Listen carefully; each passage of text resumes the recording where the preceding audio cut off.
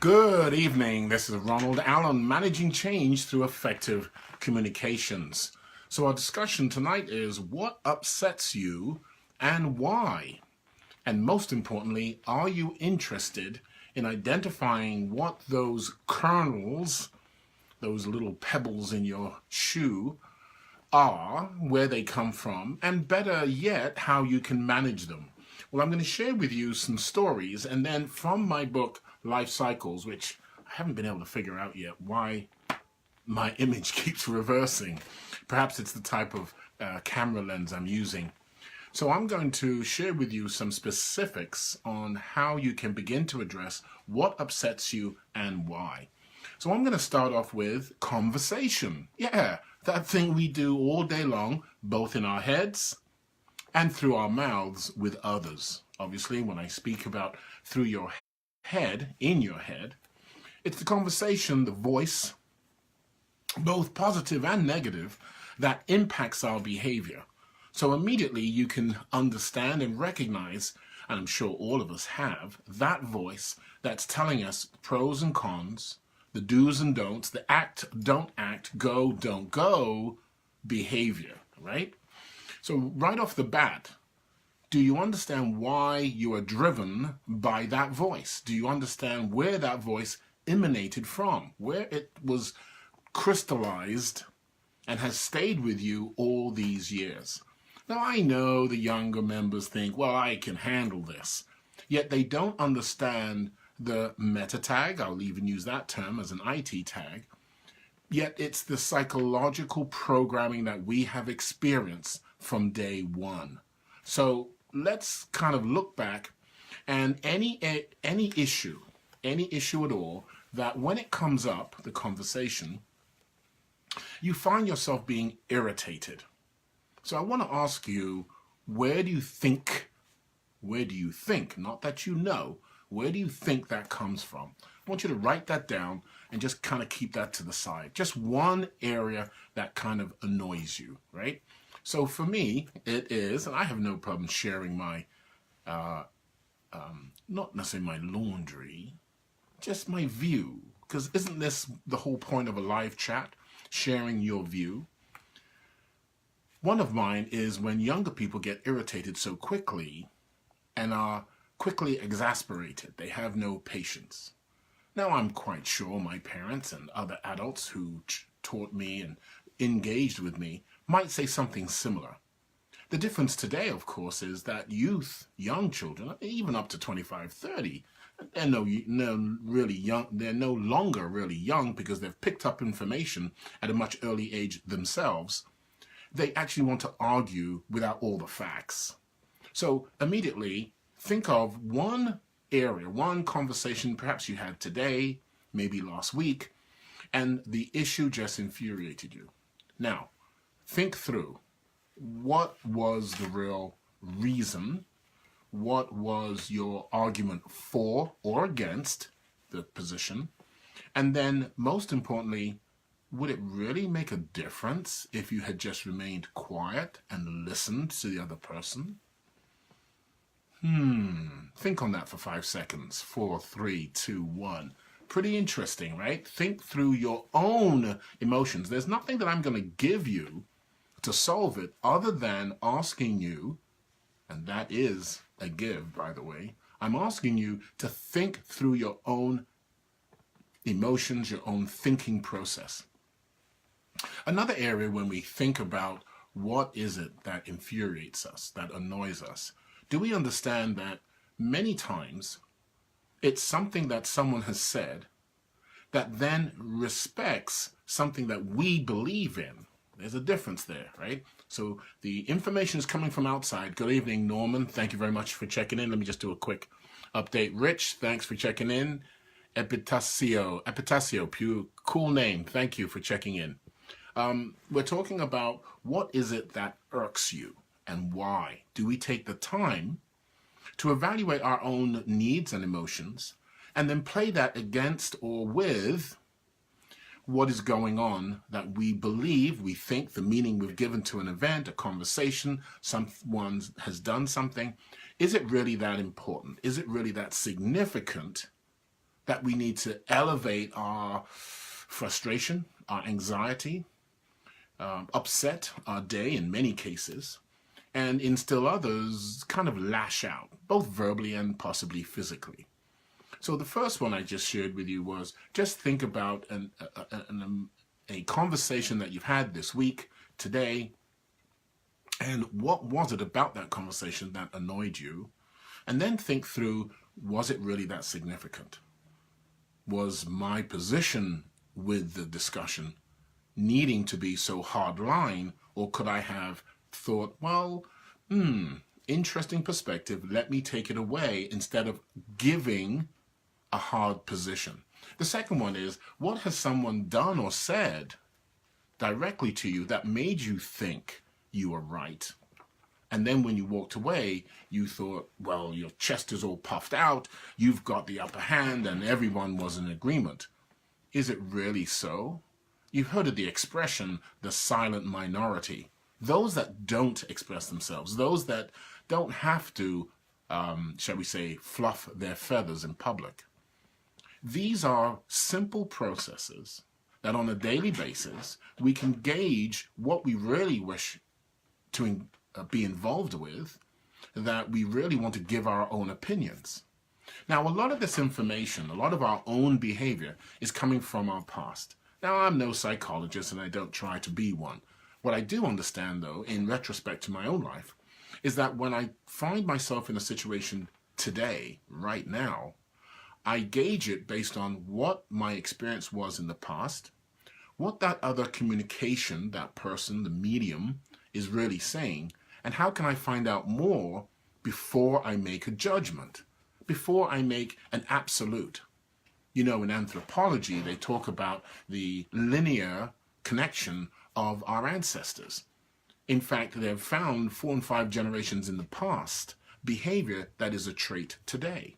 And I know some of it is certainly biological. Some of it is signals that are carried through our conscious and subconscious neurosynaptics, right? At the same time, then can we, on a daily basis, begin to better manage ourselves, knowing where that information is being triggered? No, looking back and saying, wow, I was put on the middle seat where the transmission, the transaxle, right? The transaxle runs through the car. And today, I hate sitting anywhere close to the middle of any car. I don't care if it's an SUV, a limo, it doesn't matter. That behavior was triggered, the emotional stimulation, and then when I'm in a crowd of people, I just prefer to drive my own car. Now I understand why I prefer to drive my own car, no matter where, New York, Connecticut, it doesn't matter. Philadelphia, many people say they don't want to drive their own car.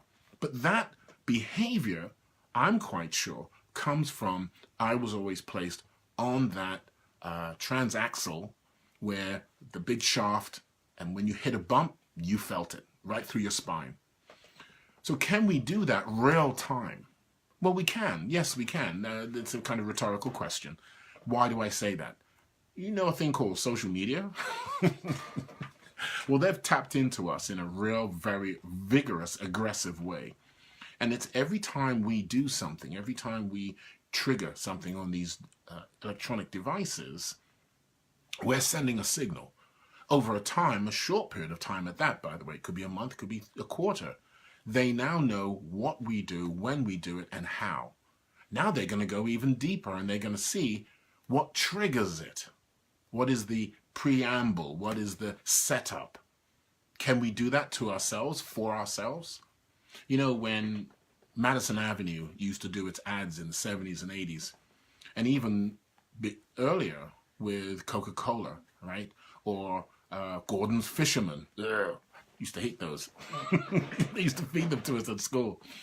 Those kind of breadsticks. I used to call them cardboard fish sticks. Yeah, that's what they tasted like and felt like in your mouth. Madison Avenue was using a simple process that today's technology has accelerated real time every second we literally act and move. They preyed on our emotions. Think of the traditional 60-second ad. Many of us don't watch the regular TV, so we may think that it's something of the past. The 20 and 30-second ad does the same thing. Twitter does the same thing. It tunes into a need. The need is created by a past experience or lack of experience. And then we behave in a certain way. They then record those incidences, or in proper project management we call issues, and then they categorize them. Can we, again, I always bring it back on ourselves, can we as people, humans who have the ultimate brain, begin to consciously dive into how we behave, remember those triggers, and begin to better manage them? Take a husband and wife, for example. A classic. After a few years, certain behaviors become typical. You know the expression, I can see you naked? That's where that expression really comes from. When you've been with someone long enough time, they can actually predict how you're going to behave. So right there, can you change things up? Instead of Monday going to work, what about going out to miniature golf? What about going to, excuse me, a pond or a pool or a lake and doing something different? Instead of getting up late on Sunday, get up earlier and go for a walk. Instead of getting up earlier, get up later and make breakfast for one another. It's the conscious behavior that we're driving for. We need to stop behaving in an automatic fashion every time we see the experience that we may have experienced in the past, yet it is still unique today and can be made unique today. So I'm going to kind of go back and share with you one other story. And I wanted to introduce this book, Life Cycles. I apologize. I still haven't figured out how to get the letters that you guys see in the right order. If anyone can help me with that, that's wonderful. That's what managing change through effective communications is all about. Life Cycles was one of my first quote books that I did, primarily to understand how the publishing world works, how to write a book, how to edit it, produce it, get it out in the market. This book and two of my others are on Amazon. I'm not pushing the book. What I am pushing is that in these quotes, over time, and this is even before BC, before our dearest Christ was recognized by us, but as we know, it was around a lot longer. Right? There's one here I wanted to share with you. We would rather be ruined than changed.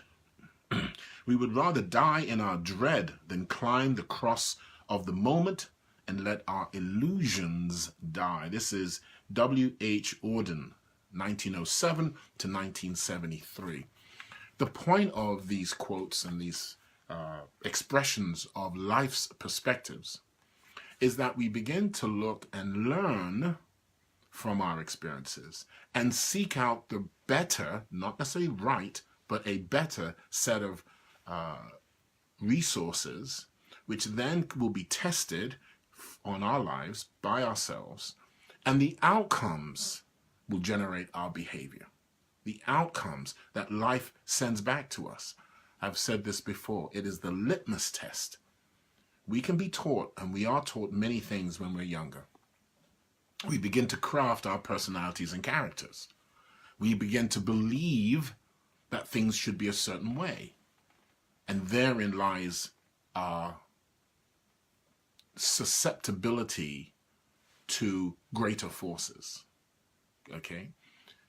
Sometimes we need to realize that there are forces out here such as manipulation, programming, propaganda, that is trying to get us to believe a certain way. And yet, if we look over time, and that's the magical kind of part of the equation, if you look over time, you would be marginalized and I would be favored. And at another time, I would be marginalized and you would be favored.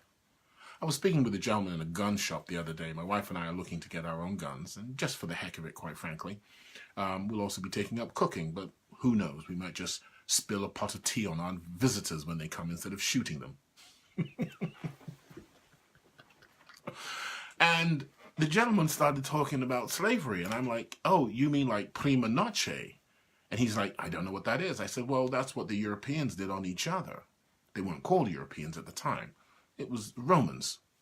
So again, our perception of what is reality, what is right, what is preferred, is typically based in the time frame that we live, that we reside, right?